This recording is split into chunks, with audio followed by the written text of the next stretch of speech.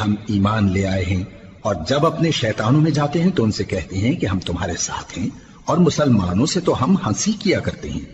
ان منافقوں سے اللہ ہنسی کرتا ہے، اور انہیں مہلت دیا جاتا ہے کہ شرارت و سرکشی میں پڑے بہک رہے ہیں۔ یہ وہ لوگ ہیں جنہوں نے ہدایت چھوڑ کر گمراہی خریدی، تو نہ تو ان کی تجارت ہی نے کچھ نفع دیا اور نہ یہ ہدایت یاب ہی ہوئے۔ ان کی مثال اس شخص کی سی ہے جس نے شب تاریک میں آگ جلائی، جب آگ نے اس کے ارد گرد کی چیزیں روشن کی تو اللہ نے ان لوگوں کی روشنی زائل کر دی اور ان کو اندھیروں میں چھوڑ دیا کہ کچھ نہیں دیکھتے۔ یہ بہرے ہیں، گونگے ہیں، اندھے ہیں کہ کسی طرح سیدھے رستے کی طرف لوٹ ہی نہیں سکتے۔ یا ان کی مثال میں کسی ہے کہ آسمان سے برس رہا ہو اور اس میں اندھیرے پر اندھیرا چھا رہا ہو اور بادل گرج رہا ہو اور بجلی کوند رہی ہو، تو یہ کڑک سے ڈر کر موت کے خوف سے کانوں میں انگلیاں دے لے۔ اور اللہ کافروں کو ہر طرف سے گھیرے ہوئے ہے، قریب ہے کہ بجلی کی چمک ان کی آنکھوں کی بصارت کو اچک لے جائے۔ جب بجلی چمکتی اور ان پر روشنی ڈالتی ہے تو اس میں چل پڑتے ہیں، اور جب اندھیرا ہو جاتا ہے تو کھڑے کے کھڑے رہ جاتی ہیں۔ اور اگر اللہ چاہتا تو ان کے کانوں کی سنوائی اور آنکھوں کی بینائی دونوں کو زائل کر دیتا۔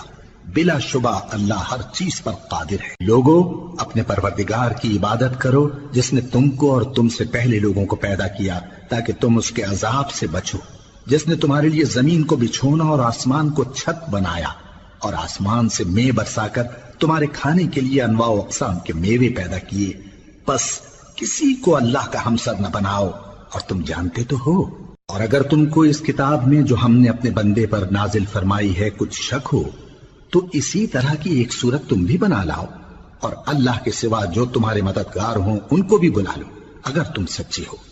پھر اگر ایسا نہ کر سکو اور ہرگز نہیں کر سکو گے تو اس آگ سے ڈرو جس کا ایندھن آدمی اور پتھر ہوں گے، اور جو کافروں کے لیے تیار کی گئی ہے۔ اور جو لوگ ایمان لائے اور نیک عمل کرتے رہے ان کو خوشخبری سنا دو کہ ان کے لیے نعمت کے باغ ہیں جن کے نیچے نہریں بہہ رہی ہیں۔ جب انہیں ان میں سے کسی قسم کا میوہ کھانے کو دیا جائے گا تو کہیں گے یہ تو وہی ہے جو ہم کو پہلے دیا گیا تھا، اور ان کو ایک دوسرے کے ہم شکل میوے دیے جائیں گے، اور وہاں ان کے لیے پاک بیویاں ہوں گی، اور وہ بہشتوں میں ہمیشہ رہیں گے۔ اللہ اس بات سے آر نہیں کرتا کہ مچھر یا اس سے بڑھ کر کسی چیز مثلا مکھی، مکڑی وغیرہ کی مثال بیان فرمائے۔ اب جو مومن ہیں وہ یقین کرتے ہیں کہ وہ ان کے پروردگار کی طرف سے سچ ہے، اور جو کافر ہیں وہ کہتے ہیں کہ اس مثال سے اللہ کی مراد ہی کیا ہے۔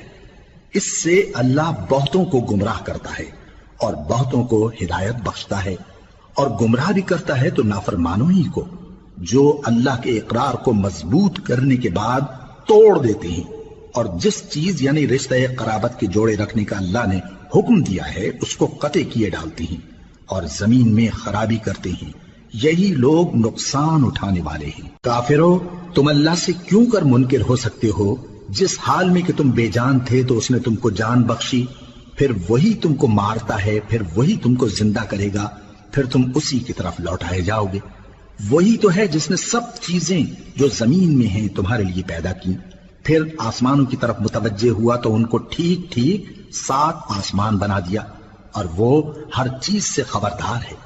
اور وہ وقت یاد کرنے کے قابل ہے جب تمہارے پروردگار نے فرشتوں سے فرمایا کہ میں زمین میں اپنا نائب بنانے والا ہوں۔ انہوں نے کہا کیا تو اس میں ایسے شخص کو نائب بنانا چاہتا ہے جو خرابیاں کرے اور کچھ تو خون کرتا پھرے؟ اور ہم تیری تعریف کے ساتھ تسبیح و تقدیس کرتے رہتے ہیں۔